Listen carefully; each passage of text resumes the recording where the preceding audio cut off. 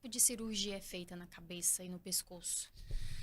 A, a especialidade de cirurgia de cabeça e pescoço é uma das áreas dentro da medicina das mais complexas que nós podemos dizer assim, né? Uhum, Porque ela envolve todas as estruturas da face humana e do pescoço. São áreas extremamente sensíveis, uhum, nobres e que reúne todas as estruturas envolvidas, por exemplo, na fala, envolvida, por exemplo, aqui no pescoço, onde existem vasos, existem uhum. glândulas, e que a gente é, tem que aprofundar o conhecimento, tem que entender bem anatomicamente cada uma dessas estruturas, cada uma dessa Uhum, glândula, para a gente poder depois entender as doenças que elas são acometidas. É uhum. uma área realmente que requer algo que muita atenção, muita, digamos assim, fineza, muita Uhum. destreza na Muita mão, precisão, né? muita precisão para você poder lidar com estruturas nobres, pequenas, delicadas, porque qualquer erro, qualquer vacilo, as consequências podem ser fatais. E agora tem uma diferença para quem está em casa, não confundir. O cirurgião de cabeça e pescoço tem uma função totalmente diferente do que um neuro, por exemplo, né?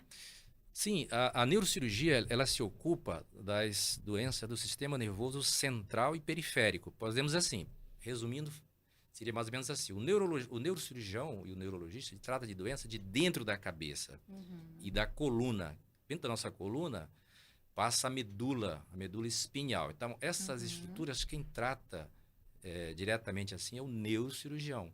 Fora da cabeça e é o cirurgião de cabeça, pessoas que lida com isso. E outra região também é face. Toda a face, todo o pescoço é o que se resume o cirurgião de cabeça e pescoço. Então, todas as uhum. doenças envolvendo o pescoço, toda a face, é dessa especialidade. Eu acho que é essa a diferença entre as duas especialidades, basicamente. Fala um pouco pra gente sobre câncer de cabeça e pescoço. O câncer, como um todo, no Uhum, mundo todo, ele tem aumentado, pessoal. Dentro da cirurgia de cabeça e pescoço, isso não tem ficado para trás. Dentro da cabeça e pescoço, os cânceres de boca, de laringe, de orofaringe, todas essas regiões que envolvem a boca, o da glândula tireoide também, são estruturas que têm aumentado, a gente tem percebido um aumento muito grande desses cânceres.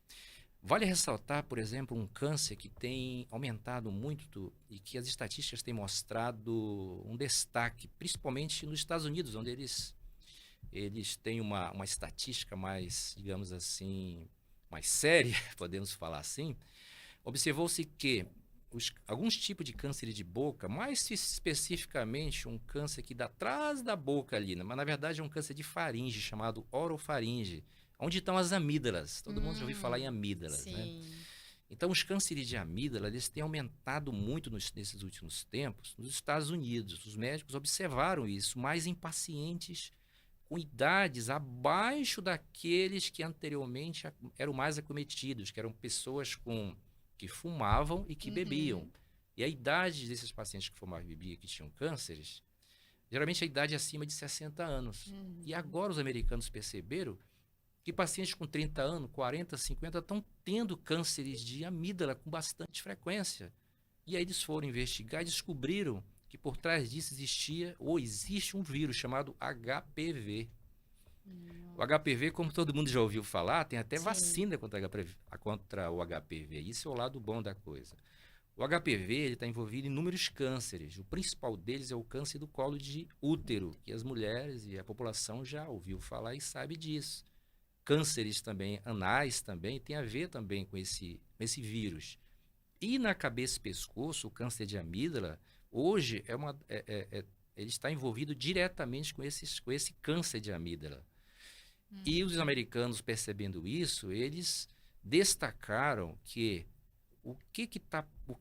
por que a população tá sendo acometida mais por esse vírus. Eles perceberam que o comportamento sexual está ligado diretamente com a infecção desse vírus, com a multiparceria das pessoas, de casais, e uhum, com o sexo oral desprotegido. Então, uhum. essas duas causas que estão fazendo com que as pessoas se contaminem mais e que, com isso, desenvolvam esses cânceres de amígdala. Aqui no Brasil, nós não temos estatísticas ainda detalhadas sobre este fato que está acontecendo nos Estados Unidos nas últimas décadas. Uhum. Aqui nós acreditamos que deva estar acontecendo a mesma coisa, só que estatisticamente nós não temos ainda isso do ponto de vista científico, essa confirmação ainda. Uhum. Mas é algo que nós devemos nos alertar para isso, né? E que o bom de tudo é que nós temos a vacina contra o HPV. Então, você que está me assistindo, não pense duas vezes em vacinar a sua criança, o seu pré-adolescente contra o HPV, que hoje ela previne, então, cânceres então, de colo de útero, cânceres anais e câncer de amígdala, como eu falei para vocês. E eu lembro dessa polêmica quando lançaram essa vacina, que muitos pais, ai, não, eu não vou vacinar meu filho porque isso vai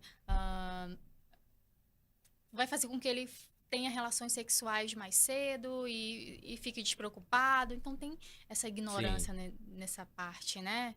De. sim, sim, sim. A informação, aliás, a educação, né, é uma coisa que eu acredito que é a única maneira de mudar o ser humano, um país e uma Uhum, nação, né?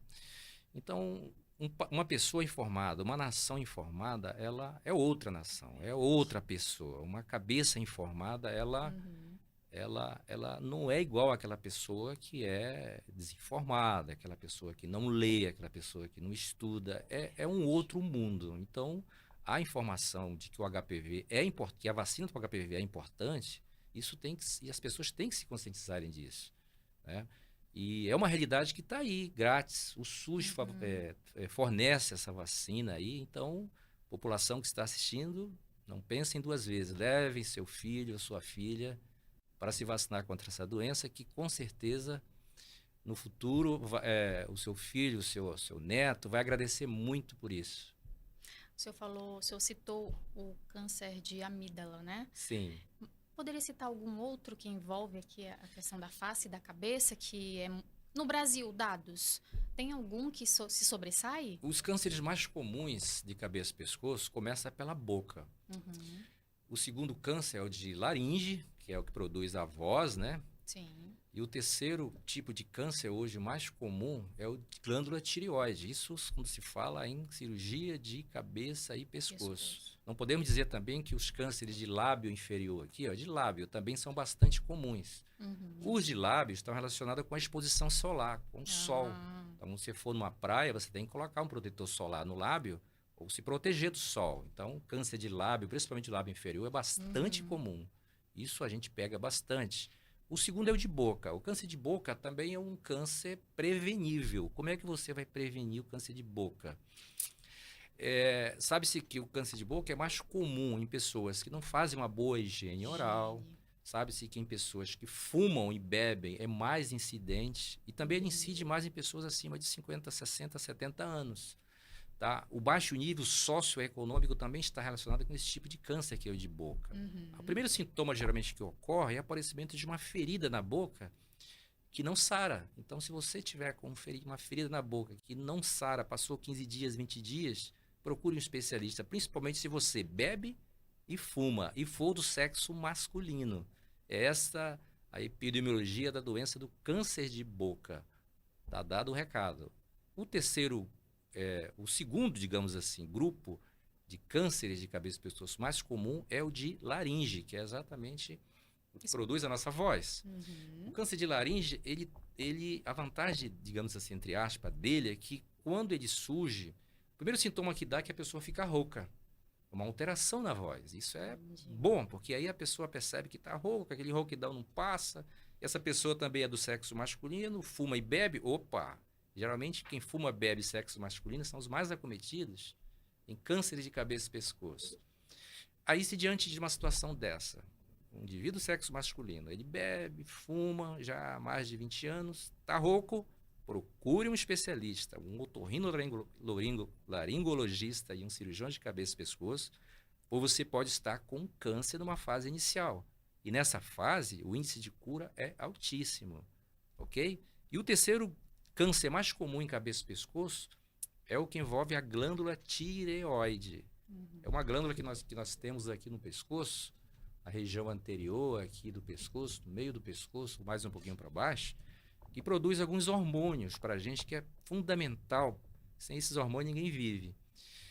E essa glândula tireoide, ela hoje, o índice de câncer dela tem aumentado muito hoje. Nós não sabemos por quê. Muitos cientistas acreditam que esteja relacionado à alimentação e ao meio ambiente, à poluição atmosférica, ao que nós comemos, mas não temos ainda a certeza exata do porquê desse aumento. E ele se manifesta geralmente como um nódulo na tireoide, que muitas vezes não é nem perceptível. Você só vai perceber, às vezes, durante um exame, por exemplo, de ultrassonografia feita por uma outra razão. Você vai fazer, às vezes, um ginecologista pede um exame de tireoide e lá está um nódulozinho. E às vezes pode ser um câncer. A maioria não é. Então, diante disso, o cirurgião de cabeça e pescoço geralmente é o profissional que trata esse tipo de doença. E a cirurgia é o principal tratamento para os cânceres de glândula tireoide.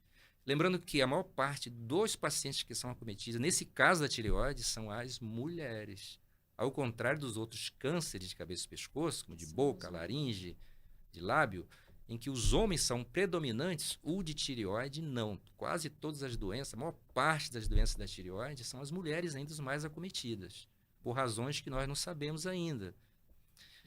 Então, diante disso, se você tiver alguma alteração, o endocrinologista vai te orientar também nesse sentido. E o cirurgião de cabeça e pescoço, na grande maioria das vezes, quando chega o paciente até ele vai tratar com cirurgia, porque ele é um cirurgião. Então, nessa fase assim, de tratamento, quando chega ao cabeça e pescoço, já para operar. Um lado bom, digamos assim, é que o prognóstico desses cânceres de tireoide são bons. Acima de 95% dos pacientes, eles se curam, sabe? Eles não morrem da doença em si, tá? Diferente de outros tumores que surgem no nosso corpo, que podem levar ao óbito. O da tireoide, não. Eles têm, assim, entre aspas, uma certa benignidade. Entendi. Agora, em relação a... Você está falando de tireoide, eu tenho uma pergunta sobre o câncer de laringe, mas como a gente já está Sim. falando em tireoide, vamos continuar. Existem nódulos benignos na tireoide que, por exemplo,